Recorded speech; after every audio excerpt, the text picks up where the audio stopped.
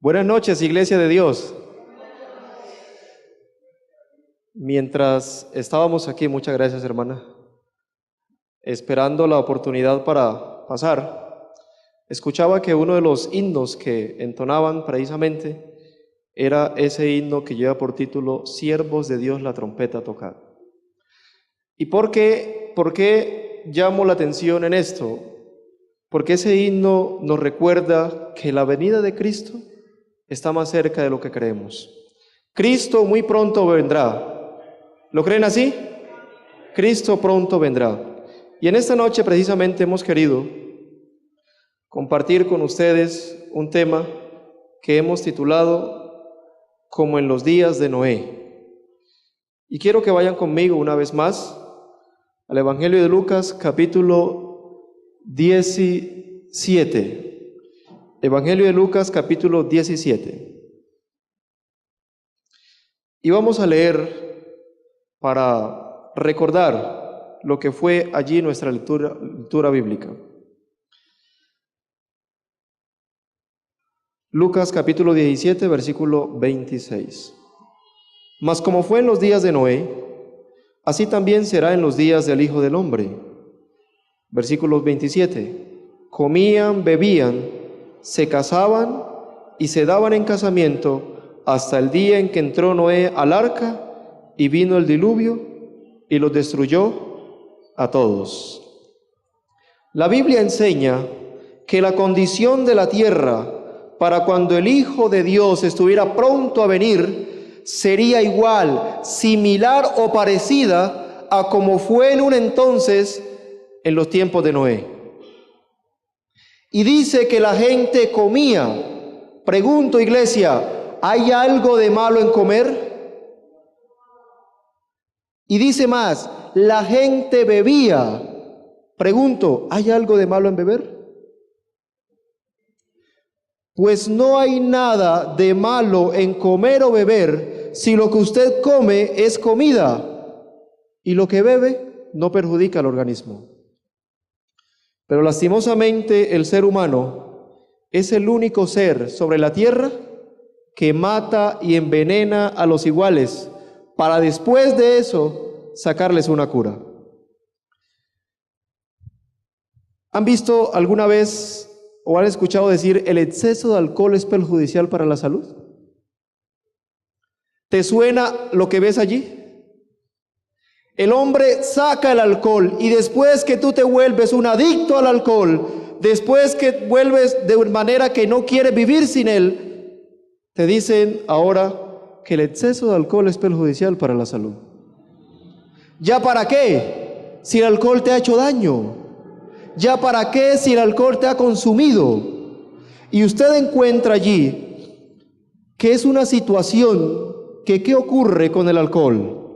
¿Qué pasa en el cuerpo con el alcohol? Y encuentra campañas que te invitan a no beber, que valores tu familia, que valores tu vida, porque el alcohol te hace daño. El alcohol afecta a tu cerebro, afecta a tu organismo, y el alcohol finalmente te destruye tu vida. Y campañas tras campaña, después de que las personas se han vuelto adictas al alcohol, te dicen, tómatelo en serio, porque el alcohol te destruye, el alcohol te mata. Y no solo eso, hay uno más que tenemos allí. ¿Han visto ustedes eso? Se les hace conocido de que ahora las cajetillas de cigarrillo le dicen a usted que eso da cáncer, que eso daña tus pulmones, pero que al principio no se te dijo, y después de que la gente se volvió adicto al cigarrillo, te dicen que el alcohol, al igual que el cigarrillo, son perjudiciales para la salud.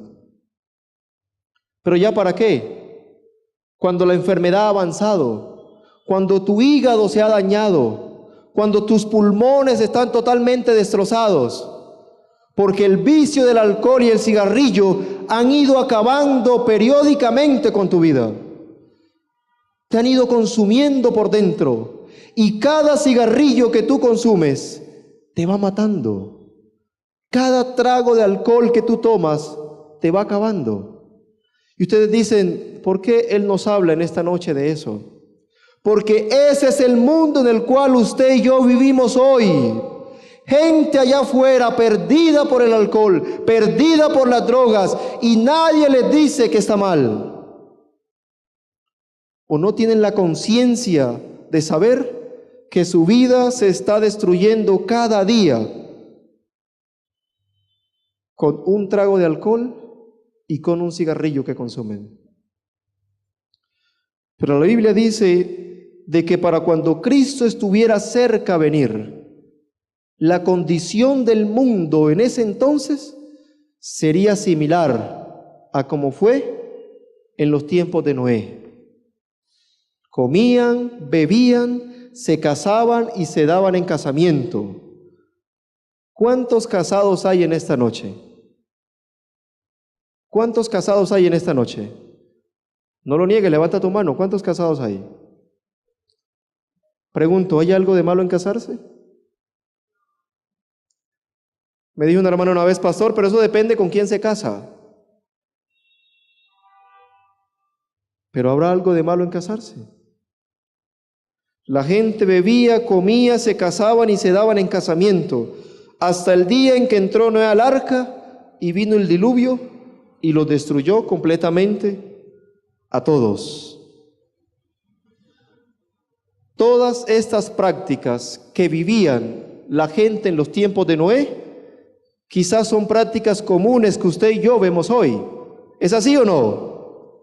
Usted y yo vemos hoy que la gente fuma, la gente toma, la gente come cualquier cosa que aparentemente es comida, y la gente se casa y se da en casamiento. Pero ¿de qué manera está llevando el mundo hoy el matrimonio? Usted encuentra países que han aprobado el matrimonio de parejas del mismo sexo.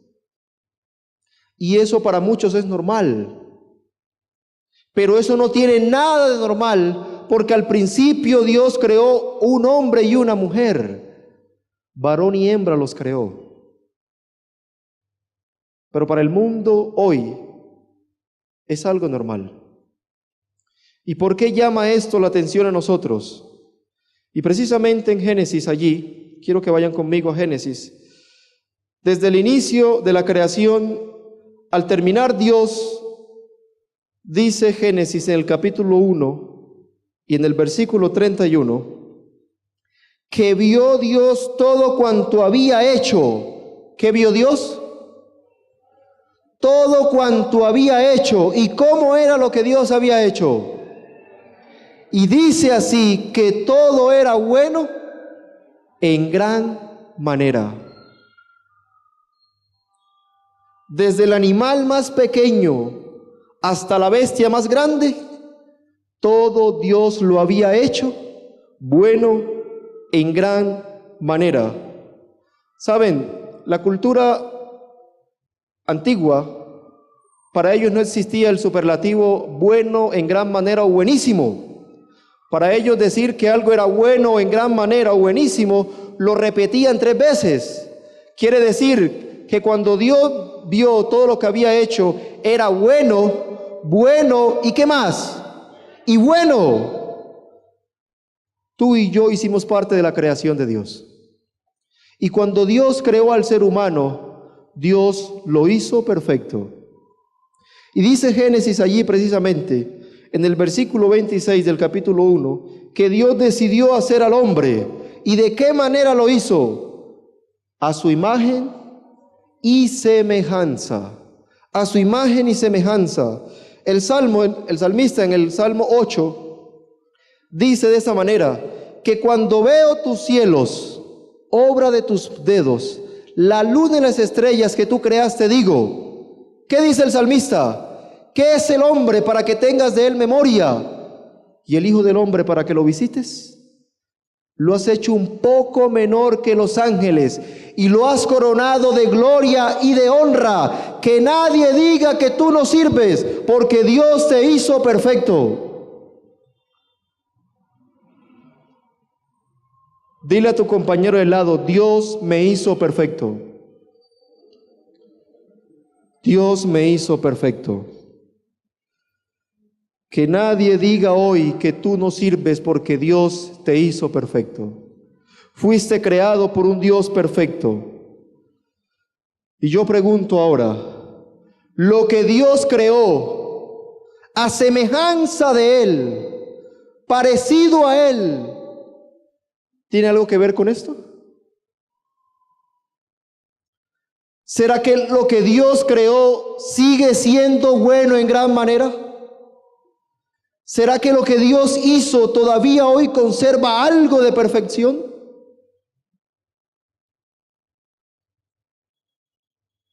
La creación de Dios ha sido destruida de una manera impresionante.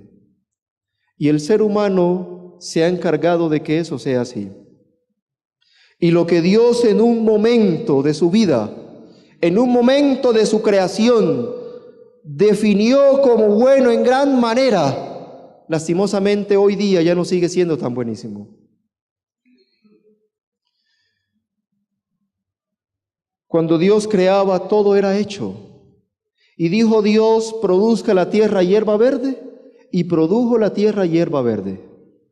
Dios hablaba y las cosas aparecían, porque era el poder creativo de la palabra de Dios. Ese Dios que el cual usted y yo tenemos. Y Dios celebró su creación, pero 6 capítulos después, encuentra usted en Génesis capítulo 6,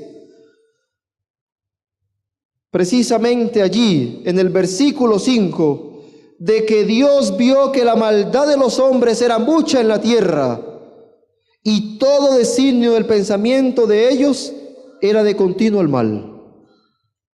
Y se arrepintió Dios de haber creado al hombre. ¿Y qué decidió hacer Dios? Destruirlo. ¿Qué pasó? Para que 5 capítulos después Dios haya decidido destruir la tierra. ¿Qué hizo el hombre para que Dios cambiara de parecer?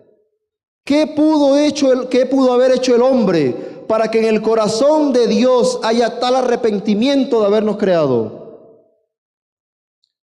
La maldad del hombre, dice la Biblia, que era mucha, y todo designio del pensamiento de ellos era de continuo solo al mal. En Génesis capítulo 1, Dios celebra su perfección. Dios celebra algo buenísimo en gran manera.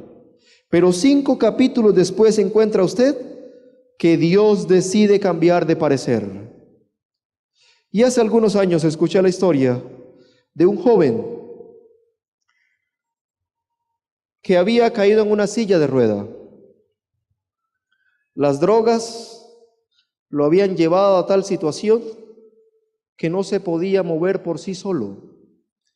Y un día, una noche de miércoles como cualquiera,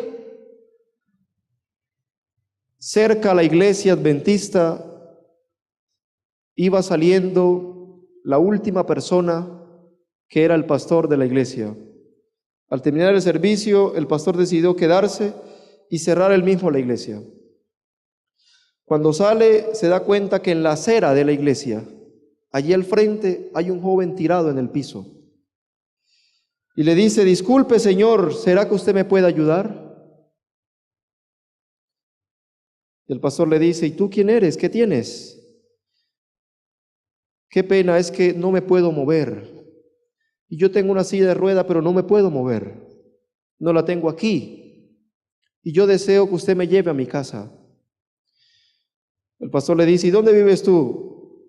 Muchacho responde: yo vivo aquí a unas cuantas cuadras de esta iglesia. El pastor no vio problema montarlo a su carro y llevarlo a la casa. Al tocar la puerta,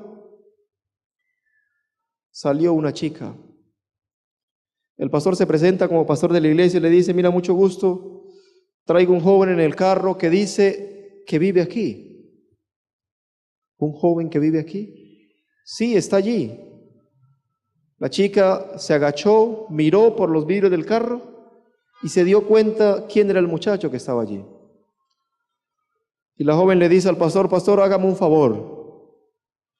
ese muchacho que está allí, de donde usted lo recogió, por favor vuélvalo a llevar, porque aquí no lo queremos.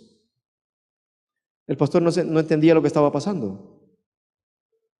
¿Pero qué pasa? ¿Quién es el muchacho? Pastor, ese muchacho era mi hermano. Era tu hermano. ¿Y por qué me pides que lo lleve allá? Yo no dejo ser hermano de mis hermanos. ¿Qué pasó allí? La niña, con su voz quebrada, tomó la mano del pastor y lo llevó dentro de la casa, a un cuarto oscuro que olía mal. Y en una cama tendida, muriéndose, estaba una mujer. Le dice: pastor, esa mujer que está allí, ella es mi mamá. Y está así por culpa de él. Porque todo lo que había en la casa, pastor, todo lo vendió para drogarse. Así que por favor, donde lo encontró, vuélvalo a llevar, porque aquí no lo queremos. Es dura la situación. Todo lo que había en la casa lo había vendido para drogarse. Y las drogas lo llevaron a la situación en la que estaba. El pastor salió de la casa sin más que hacer y le dice: mira, muchacho, yo creo que el mejor lugar para tú estar es un centro de rehabilitación. Ubicó un centro de rehabilitación, lo llevó allá. Él se presenta, lleva al muchacho y le dice: pastor, mire, este muchacho ya lo conocemos aquí. Ha estado muchas veces en este lugar, pero se ha volado. Busca la manera y se va de aquí. Así que yo no lo recibo, le dijo la persona, si usted no firma y se hace responsable de él. El pastor dijo: ¿qué más da? Yo firmo y que se quede allí. No hay problema. El pastor firmó, esa noche se fue a su casa y descansó. Pasaron los días y su teléfono sonó. Era del centro de rehabilitación y lo estaban llamando porque el joven que él había llevado se estaba muriendo. Las drogas habían hecho tal efecto en él que todo su cuerpo por dentro estaba destruido por el consumo de la droga. El pastor inmediatamente fue a la casa del joven, tocó la puerta una vez más y le dice: mira, muchacha, tu hermano se está muriendo y necesito que tú vayas a acompañarlo porque ya está solo. Pastor, ¿se está muriendo? Pues entonces que se muera, porque aquí no lo queremos. Y allí en una camilla, solo, sin nadie que lo acompañara, murió este joven como víctima del consumo de drogas. ¿Qué hizo el hombre para que Dios decidiera destruirlo? ¿Qué hizo el hombre para que Dios decidiera destruir aquello que había hecho bueno en gran manera? Y el apóstol Pablo nos habla en el libro o la carta a los Romanos y nos ilustra de manera mejor la situación a la cual el mundo de su entonces vivía. Y dice allí en Romanos capítulo 1, en el versículo 24,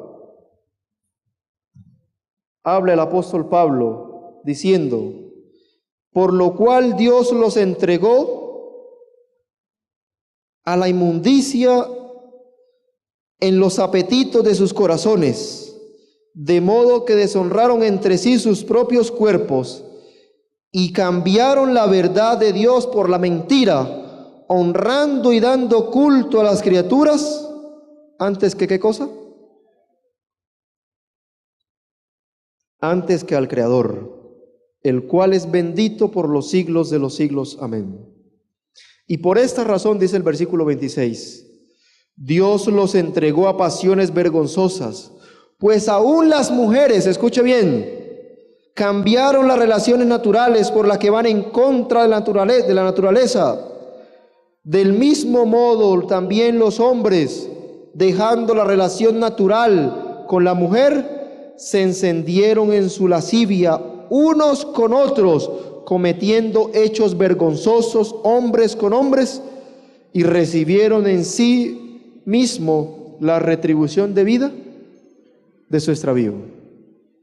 A veces usted y yo pensamos que la homosexualidad es un tema de nuestro siglo.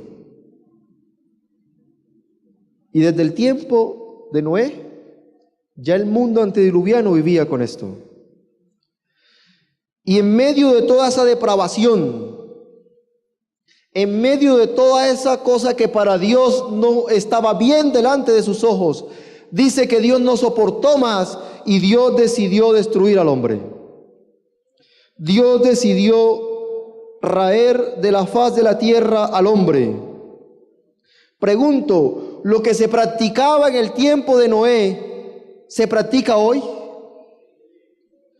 Podríamos decir que estamos peores que en los tiempos de Noé. ¿Y cuánto más resistirá Dios? Yo no lo sé.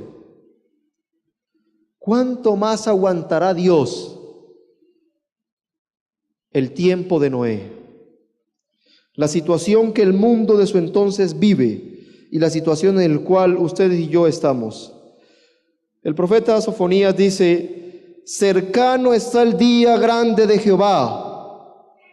¿Cómo está? Cercano y muy pronto, dice Sofonías. E Isaías nos invita que busquemos a Jehová mientras Él pueda ser hallado. Llamadlo en cuanto Él está cercano. Pero en medio de toda la depravación que había, en medio de toda la situación que el mundo antediluviano vivía, la historia nos dice en Génesis capítulo 6, de que había un hombre en medio de todos los que estaban allí, que halló gracia delante de los ojos de Dios. ¿Y quién fue ese hombre?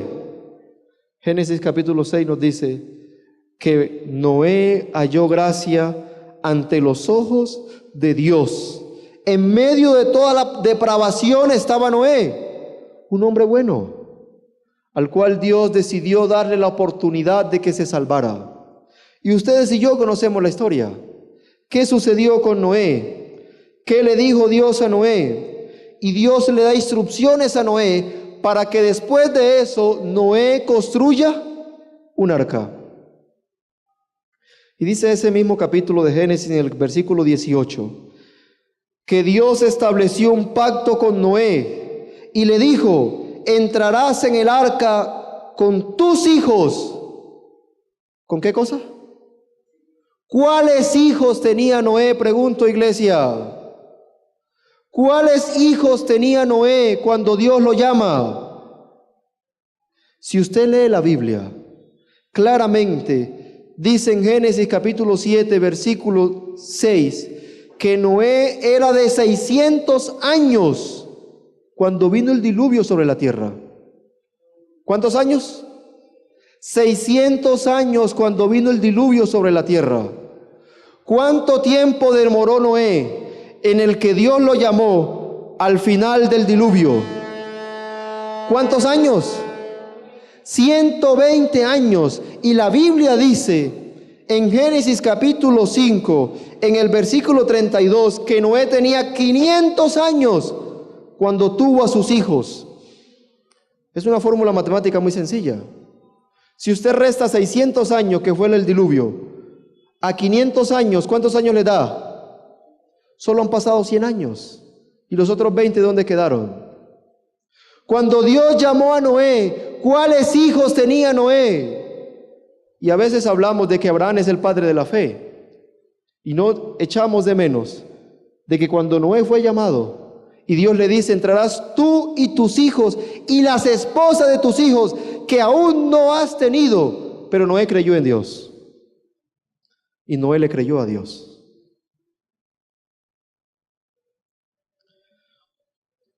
Imagine usted ese día. Noé recibe el llamado de Dios y Noé empieza a predicarle al mundo que la tierra va a ser destruida con un diluvio. ¿La gente creyó en Noé? La gente no le creyó a Noé. Y Noé les decía: arrepiéntanse porque un diluvio viene sobre la tierra. Y cada martillazo, Cada martillazo anunciaba al mundo que la tierra iba a ser destruido y nadie le creyó. La gente no hizo caso a Noé y pasaron los años y la gente no creyó en Noé.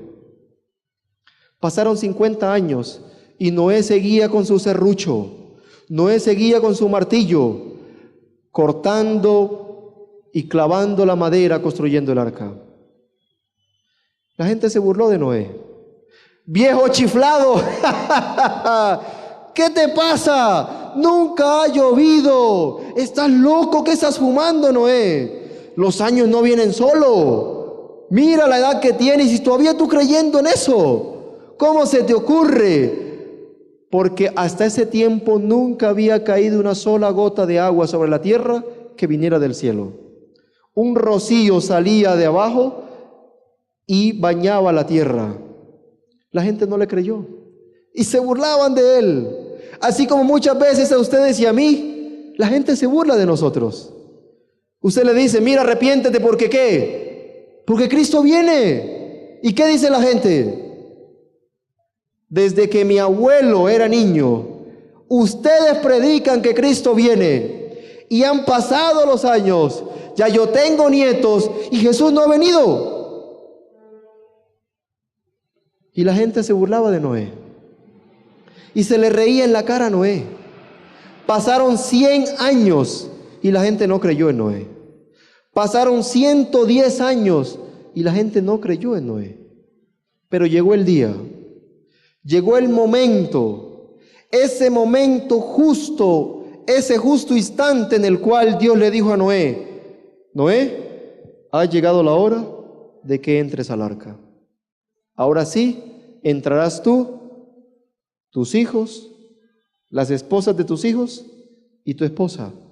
En total, 8 personas entraron al arca. Y lo interesante de todo esto es que Noé entró. Los animales también entraron. Y la gente no le llamó la atención eso. La gente no caía en cuenta que aún así los animales fueron más inteligentes que ellos porque se salvaron. Y la gente comía, bebía, se casaba y se daban en casamiento. Y entró Noé al arca, y la gente no le creyó. Pasó el tiempo y no caía una sola gota de agua. Y en ese momento justo que Dios le dice, Noé, es hora de entrar. La puerta se cerró. Pasó un día y no cayó el agua. Pasaron 3 días y no caía una sola gota de agua. Pasaron 5 días y la gente fuera del arca riéndose. Si te das cuenta, mira lo que hiciste. Has perdido 120 años de tu vida en algo que no tiene sentido, Noé. Por favor, desiste de lo que estás haciendo. Aún tienes chance de salir. Sal con todos esos animales. Ya hasta huele feo a estar allí. Y la gente se burlaba de Noé. Pero Noé creyó en Dios. Noé le creyó a Dios. Y en ese momento, cuando pasaron los 7 días, justo 7 días, cayó una gota de agua. Y después de esa vinieron otras, y otras y otras, y empezó a llover. ¿Y usted cree que la gente, qué pasó? ¿Qué está sucediendo aquí? ¿Qué es esto? ¿Será que ese viejo loco tenía razón? ¿Será que el viejo Noé estaba en la verdad? Pero no había pasado nada, eran unas cuantas gotas de agua para aplacar el polvo de la tierra. Pero usted y yo entendemos qué sucedió también ese día. Y la revelación nos muestra o nos habla de que fueron rotas las cuencas de las aguas. Salió agua de todas partes, de arriba y de abajo salió agua. Y eso se empezó a inundar, familia. Y la gente empezó a preocuparse porque ahora sí parecía que era cierto que Noé tenía razón. Y la gente corrió al arca. Muchos corrieron: Noé, Noé, discúlpanos, tú tenías razón, ábrenos la puerta. Las madres con los niños en los brazos todavía amamantando, los padres con sus hijos ancianos en camilla: por favor, ábrenos, que ellos no tienen la culpa, mira que se van a perder, Noé. Y el agua los iba consumiendo. Pregunto, ¿fue injusto Dios? ¿Fue injusto Dios porque cerró la puerta? 120 años duró el arca abierto. 120 años y la gente no creyó a Noé. Y cuando vino el diluvio, la gente corría, brincaba, lloraba, pero la puerta estaba ¿cómo? Cerrada. Y cuando Dios cierra la puerta y tú estás fuera, escucha bien, puedes brincar, puedes llorar, puedes hacer lo que quieras, pero cuando Dios te cierra la puerta y tú estás fuera, estás perdido. Porque ya no hay más chance, ya no hay más oportunidad. Cuando Dios te cierra la puerta y tú estás fuera, lastimosamente estás perdido. Pero ¿cuándo se perdió la gente? ¿Cuando empezó a llover y se lo llevó el diluvio? ¿O en qué momento se perdió la gente? En el preciso momento cuando la puerta fue cerrada. Cuando la puerta se cerró y ellos no entraron, aún no había caído el agua, pero antes del diluvio ya ellos estaban perdidos. Y al igual como pasó en el tiempo de Noé, la gente se dará cuenta que está perdido cuando ya Cristo aparezca en las nubes de los cielos. 7 días pasaron y no sabían que estaban perdidos. Y la gente no cree que Jesús viene. Y pasará el tiempo y la puerta será cerrada. Y la gente se va a perder porque nunca quisieron creer en que el Señor va a venir. Y creas o no, estés preparado o no, Cristo viene a buscar a su iglesia. Y tú y yo hacemos parte de ella. Y en ese momento, cuando Cristo aparezca, nos daremos cuenta de que todo lo que hemos hecho hasta aquí no fue en vano. Cuando el tiempo se ha cumplido, cuando no sea más, la gente entenderá que no fue en vano el tiempo que duramos esperando a nuestro Señor. ¿Saben?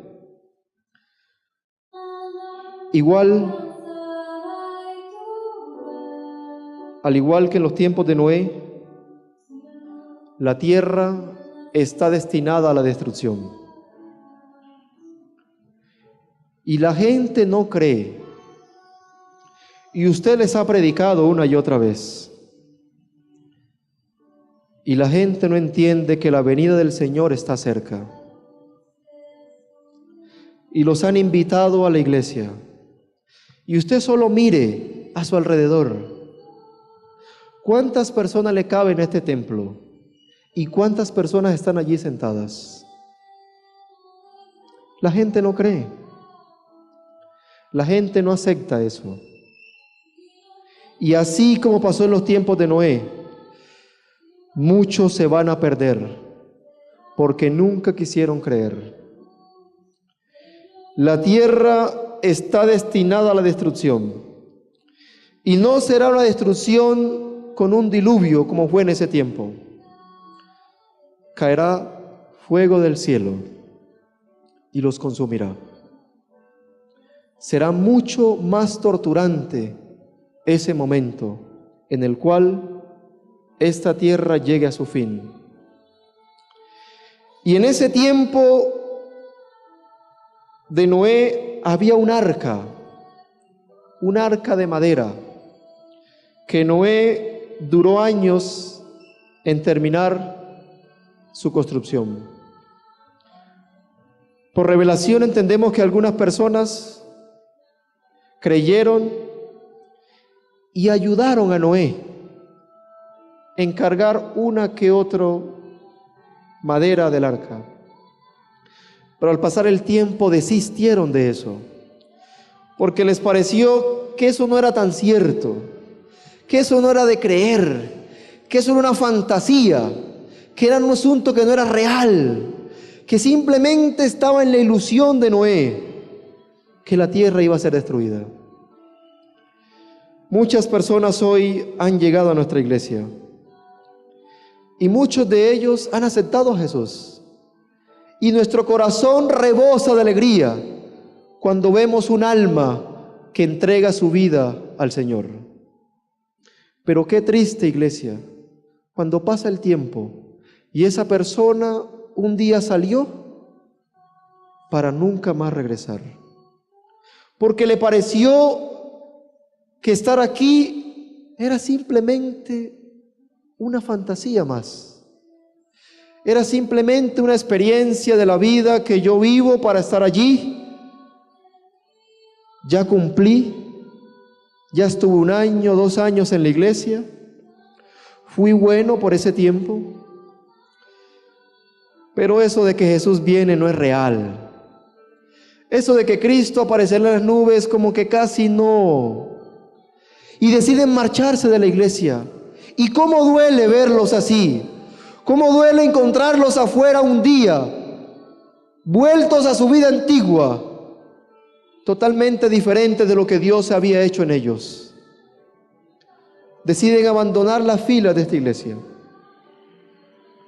y desisten así y dejar su fe a un lado. Noé entró al arca, su esposa entró al arca, sus hijos y sus esposas entraron al arca y ellos creyeron y se salvaron. Pero los que no lo hicieron, el agua los consumió a todos ellos. Y en ese tiempo era el arca que estaba allí.